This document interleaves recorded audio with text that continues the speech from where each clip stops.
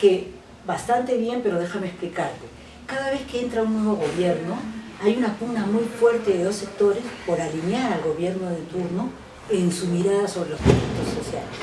Hay una mirada que ve en todo conflicto social una alteración del orden público y fruto no de causas reales, sino solo de agitadores. Y entonces plantea restablecer el orden público vía, ¿no es cierto?, la policía o las Fuerzas Armadas. Es decir, es un enfoque totalmente represivo.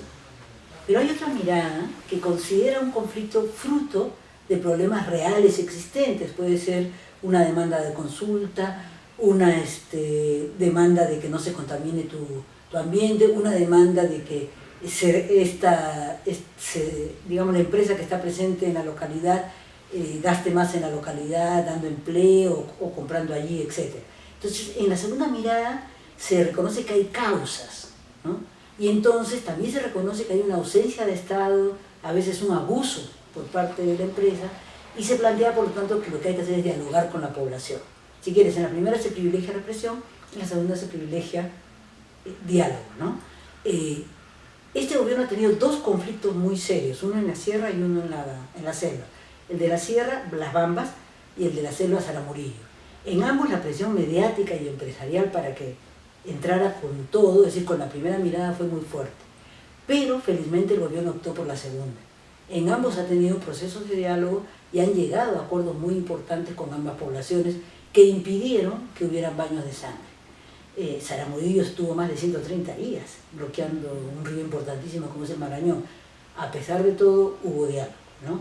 Hubo un pequeño retroceso en Lima, no sé si recuerdas el caso de Puente Piedra, que cuando la primera vez sale Puente Piedra a reclamar por ese peaje injusto, los llenan de perdigonazos. Pero a la segunda salida de Puente Piedra, el gobierno otra vez entró en una perspectiva distinta, ¿no? Entonces, por eso es que me atrevo a decir que tiene nota probatoria, y yo le daría hasta un 15 en lo que es manejo de conflictos sociales. Espero que siga así, porque recuerda que Ollanta Humala comenzó así, pero solo le duró esta perspectiva, que llamo yo la segunda mirada, medio año. Después entró con la primera mirada con todo, ¿no?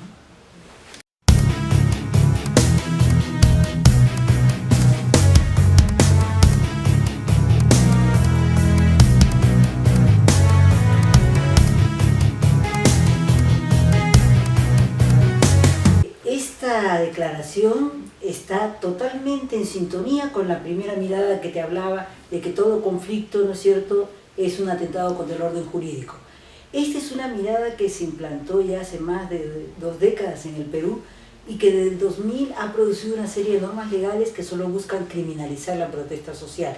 Fíjate que se da el absurdo que si tú bloqueas carretera se considera una acción colectiva que te pueden dar hasta 25 años de cárcel, más que te dan, ¿no? O sea, yo vivo en un lugar donde una vez un vecino mató a otro y le dieron 12 años, ¿no? Ahora imagínate, por un bloqueo, 25 años, ¿no? Esto indica que no se entiende lo que es la conflictividad social y se le quiere enfocar solamente desde el derecho penal.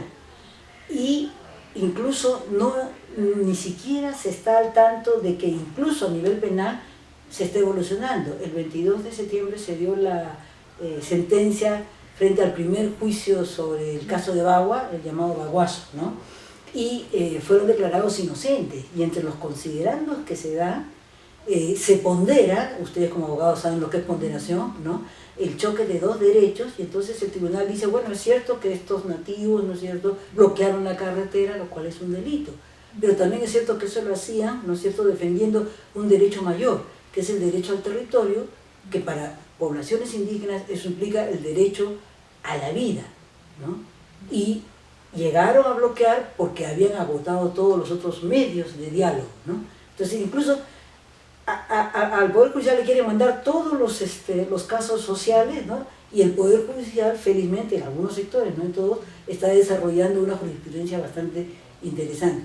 Sinceramente, yo creo que es un retroceso muy grande el haber nombrado a este señor en el puesto, porque también, no solo por lo que me acabas de preguntar, sino yo he leído otras entrevistas a él. Yo diría que está más perdido que ciego en Procesión del Señor de los Milagros, es decir, sobre el tema no maneja nada, y es explicable porque él viene de ser un funcionario de empresas mineras. El anterior encargado sí era una persona que conocía. Recuerda que él renuncia, ¿no?, cuando se crea este ministerio.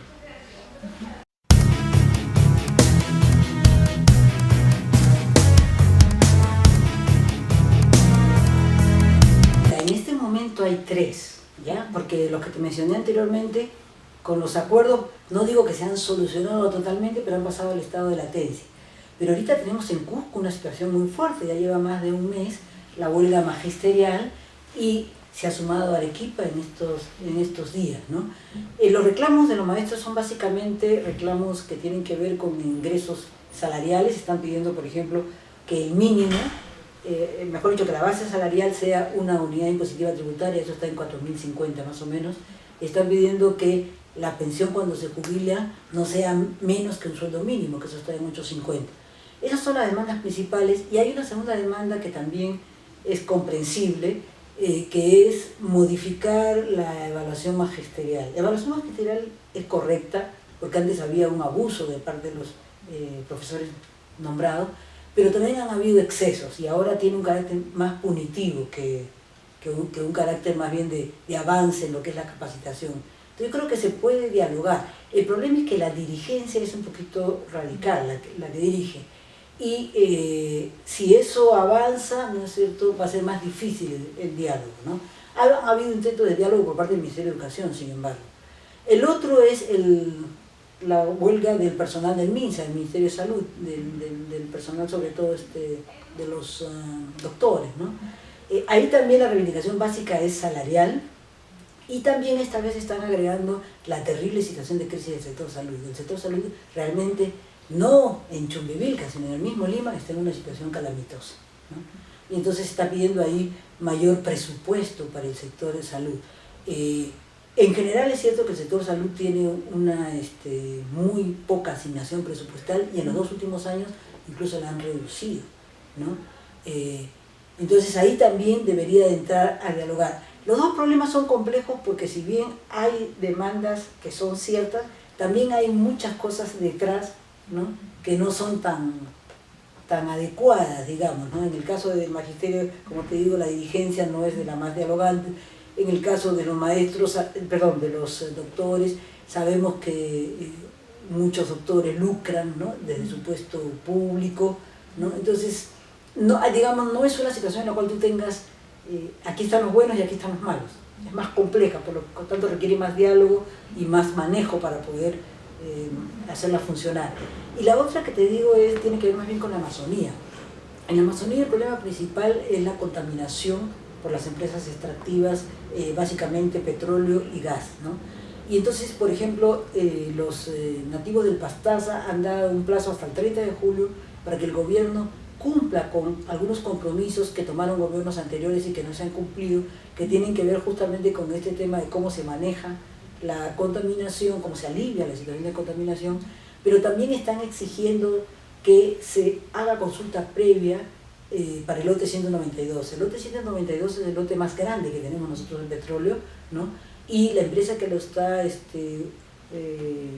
¿cómo se dice?, explotando, ya termina, y entonces el gobierno dice, no es solo cuestión, como es lo mismo, ya no hay que consultar, y ellos insisten, no, sí hay que consultar. Lo cierto es que 45 años de presencia petrolera en la Amazonía lo que ha traído es un desastre medioambiental feroz, ¿no? Y una muy mala condición para los pobladores. Mi hija que estuvo por allá decía que daba pena, a veces tú ibas a cementerios por allá y en los cementerios había más tumbas de niños que de adultos, y era fruto de la contaminación, ¿no? Entonces yo creo que esos tres conflictos son los que hoy urge atender, ¿no?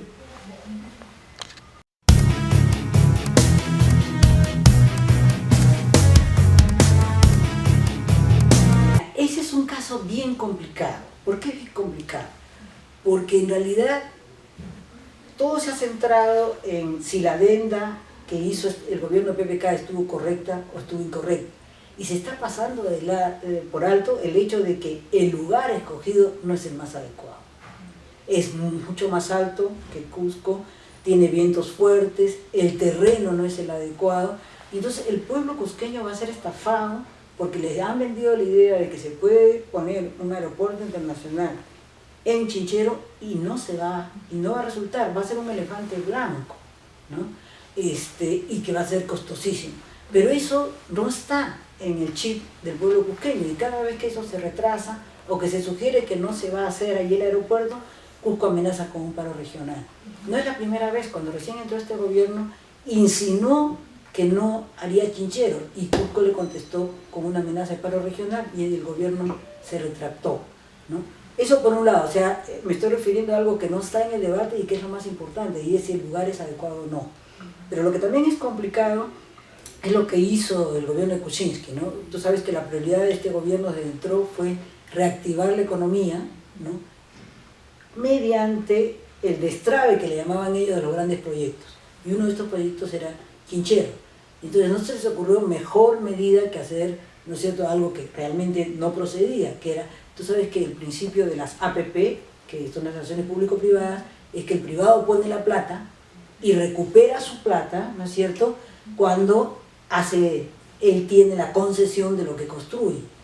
Y como Kuntur no tenía la posibilidad de poner la plata, en la adenda lo que se considera es totalmente lo contrario. El gobierno iba a poner 80% y le aumenta de 30 a 40 años, ¿no es cierto?, la concesión.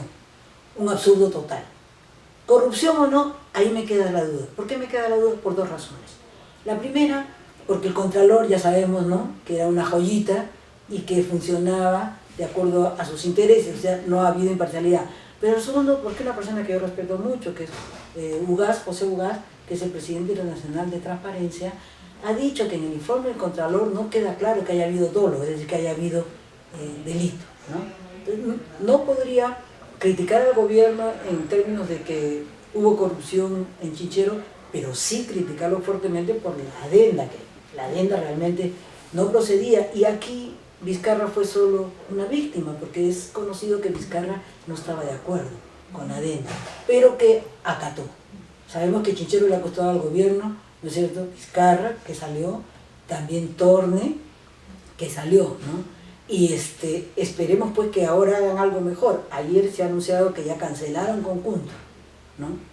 Pero lo que tienen que hacer es hablar con el pueblo cusqueño, pero sobre todo una labor de docencia para discutir qué tipo de aeropuerto realmente se necesita. Por ejemplo, yo voy con frecuencia a Cusco por trabajo y muchos dicen se podría ampliar el aeropuerto actual, ¿no? Y otros dicen la Pampa de Anta es el lugar ideal, ¿no?